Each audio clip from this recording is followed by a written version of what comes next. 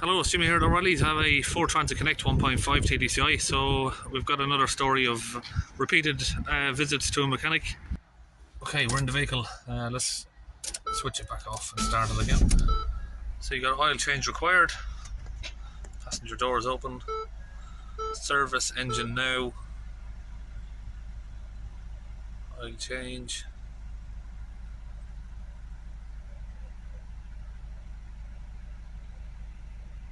Okay, so it was just given a DPF overloaded message there. I don't know why it's not coming up now. Okay, so we're just looking at the live data, giving the van some accelerations.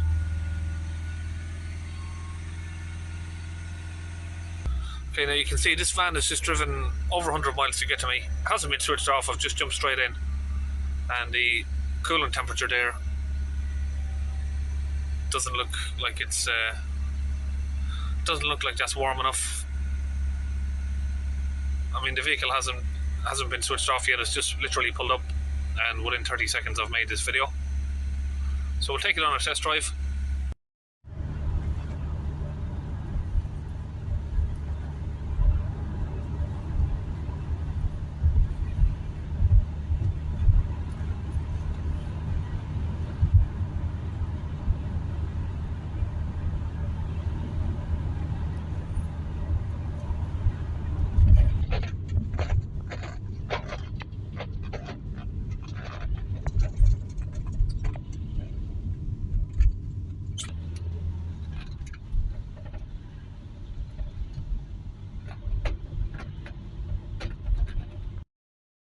Okay, test drive done there. We have oil deterioration. These are all the codes that we've got. So nothing that really indicates why the DPF's blocking. At least not in the codes there. But we'll come back onto the live data. Now if you had a look at the live data while we were driving there, just put it on the clip. Sorry, I need to go to live data stream. Okay, that coolant temperature there is not going above maximum 82 degrees, and it's even cooling down to like 79 while you're driving. So we want that to reach 90 degrees really to start its self-cleaning process. Okay, so that thermostat unit is just down there, right there. I think that's going to need changing, but we're going to have a look at some other issues on these that does cause issues, like the leaking throttle body boost hose over there. So this DPF has been regenerated 3 times. The problem kept coming back. They've taken the DPF off and cleaned it, put it back on. The problem came back. Now they've regened it twice more after they've taken it off and cleaned it. They've changed 2 exhaust gas temperature sensors, various other things, the DPF pressure sensor. So it's been back. This one has been back over 10 times to various different mechanics. No one's mentioned anything about the thermostat not reaching temperature. So I'm going to open up the air intake here and we'll run a smoke test, see if we've got any air leaks.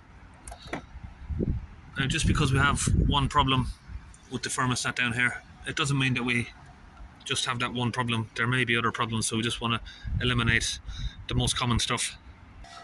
So I've got a smoke machine hooked up, running smoke there through the inlet system. Most common place on these to leak is this pipe over here. Okay, there's no boost leaks found, so we'll release that. So just taking out the airbox, just pulls out basically once you've got the 7mm off the tube there. Okay, thermostat's in here. I mean, I don't know whether to take out the battery or just do it without it. Probably got enough room to do it without taking the battery out. Depends where the bottom bolts are. We're going to need to take off these clips for the hoses, 1, 2. I think we've got another one down the back down there. This little flimsy hose here, hopefully that don't break. Okay, we've already loosened that out there just by squeezing those tabs. You've got to be very careful with this pipe. They're very flimsy.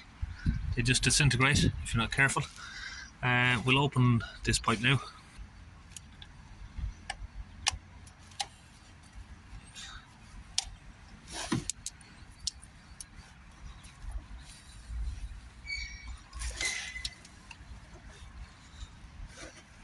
So this little plug here, see, you got a yellow tab in there. I used a pick to get it out, because it's very fiddly to get your fingers in there. Next one we got is just over the back, so squeeze that again.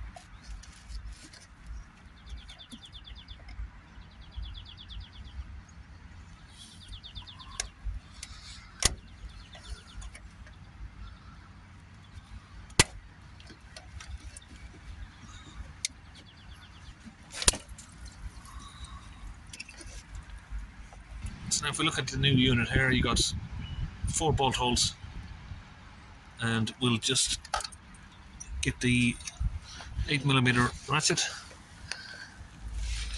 in there to the bolt.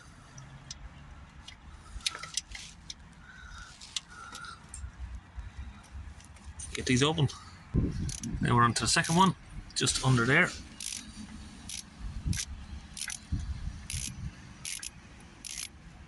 Just going to take off this front pipe here now as well. So we've taken out those 4 bolts. I don't know if it's really easier just to take out the battery, to be honest, because that bolt down there, you're kind of doing it blindly, can't really see it or feel it. Okay, so we've just basically clamped that last bolt up in there. It's a little bit difficult to record it while I was doing it. Then just pulled the unit out. You see there's a bit of a state inside. Need to get this seal off of the block stuck on there. Just cleaning up that area there where it sits to make sure it's nice and clean for the new unit to make a good seal. Okay, I've clipped that back holes back in. I did sort of manage to cut my finger there, I don't know how, but now this bottom bolt, I'm going to try and get that in while I'm sitting the unit in. So that bottom bolt is going to be very fiddly, so I'll just put a little dab of glue on the bolt there so I can stick that to the socket just like that. Okay, so basically we've put all the hoses back in the same way they've come, all the bolts have gone back in.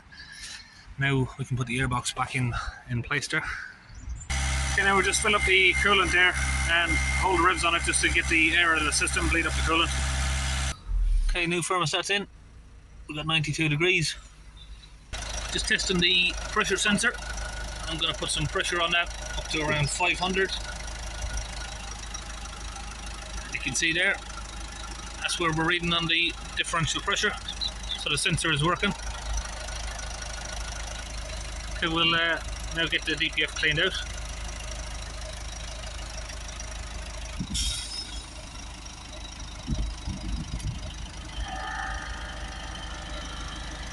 Got the DPF gun hooked up.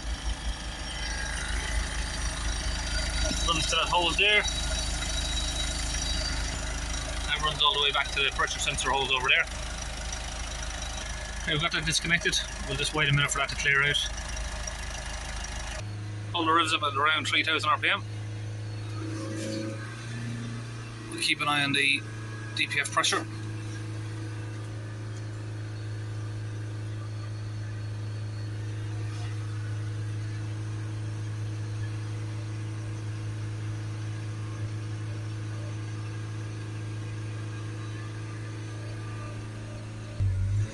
You'll see smoke coming from the back of the exhaust there like that.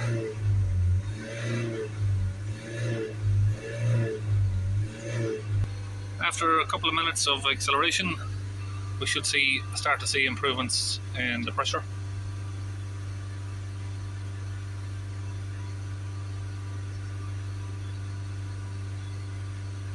Let it idle down.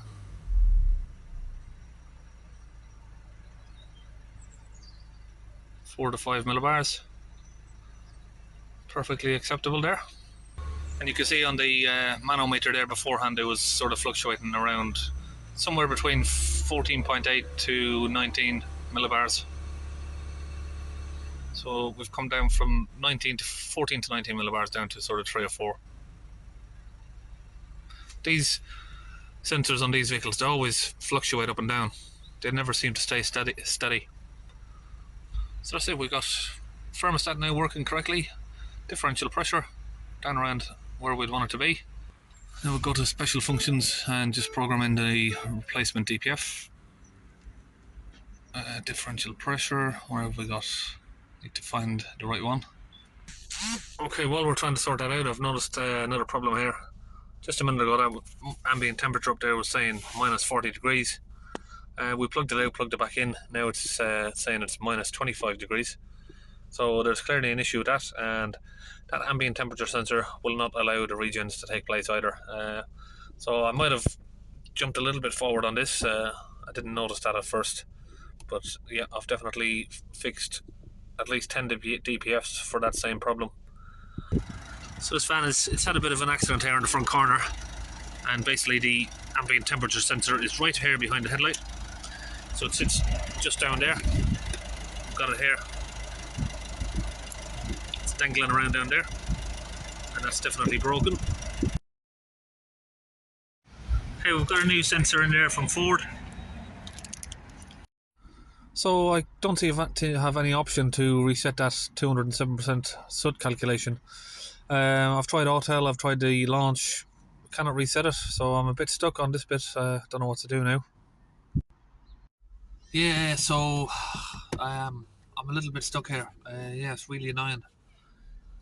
I fixed the problem with the van, I know I have, because the thermostat wasn't working, and the ambient temperature sensor there was acting a bit erratic, giving all different sorts of readings. Unfortunately, I'm not going to be able to finish the rest of the video because I'm now going to have to send this guy away to a friend who's got original Ford software to maybe log in and just reset that SUD calculation. What's really annoying is he said the other 7 or 8 garages that he's been to have been able to reset the SUD calculation, but I don't know what system they were using, because all of my machines here doesn't seem to connect, which is really annoying because I've done probably 20 of these Ford Connects over the last month, and I haven't had a problem connecting to any of the others to do the DPF resets, so I'm not sure what's going on here with this one. Yeah, unfortunately it has to go away, but you know, well, I'll probably still post a video, I'm thinking, because I know it's going to help people understand what the problem was here with this vehicle. It was definitely down a cause of the thermostat and the ambient temperature sensor as well. If that's acting erratic, like it said, the degrees were down to minus 25 there at some points, and even dropped to minus 40. Once we got the new sensor in, it's all working perfect. Saying it's at 12 degrees, which it is. Yeah, but I'm going to have to find a way to resolve this issue at some point in the future if I get this issue again. I do remember I had this issue once, about 6 months ago, on a Ford Mondeo. That was before I got the launch tab 3, so I just had the Autel that time. But now I've got the same problem. Autel doesn't work, launch doesn't work, the top down doesn't work. So I think it looks like we're going to have to finish up the video, unfortunately. I've never had to do that before, but that's where we are. Okay, so he's on his way to get that reset at another location here, and that'll be it. I'll see you on the next video.